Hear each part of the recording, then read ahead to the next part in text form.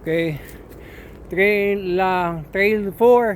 Okay, update sa Trail 4 na yung Pilipino. June 12. Ang daming langgam. Okay. June 12, 2026. Okay, actually naputol ko na ibang puno, hindi ko na video kanina before. So yan, galing dyan. Okay, ay, sakit ng kagat ng mga langgam. Okay, galing doon, baba dito. Okay, downhill to hard to hard. Okay, yung ito hard, ito easy. Doon easy, mas madali. Okay, so pero magmi-meet pa rin sila doon somewhere.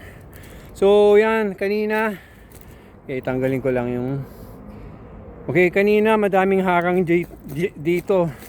Pinutol ko na mga puno, mga patay na puno yung iba. Yan, dami yan, naputol ko na. Kanina, ang daming harang dito. Tapos, yan, pa ganyan. Ito, patagin natin to, patag. Yan, pa ganyan. Actually, maganda dito sa Trail 4. Medyo challenging. Ano to, XC. XC pa rin siya, hindi siya sobrang hirap. And pwede rin gravel. Medyo sanay na yung mga nagka-gravel bike sa mga trail. Yan, pwede to. So yun, yan, ganyan yung itsura dito.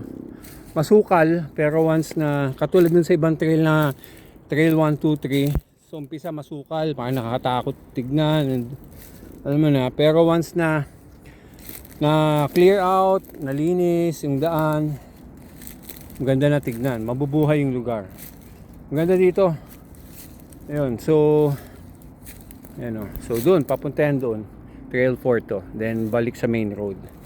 Tapos isang yung trail 5 naman, galing main road, pagka exit mo ng 4, galing sa exit ng 4 main road, bante kaunti, pasok ulit dito, dyan ulit, dito naman papasok sa kabilang side, papunta ng bricks. Yan, dyan ang pupunta, tapos papagano na, pupunta ng bricks.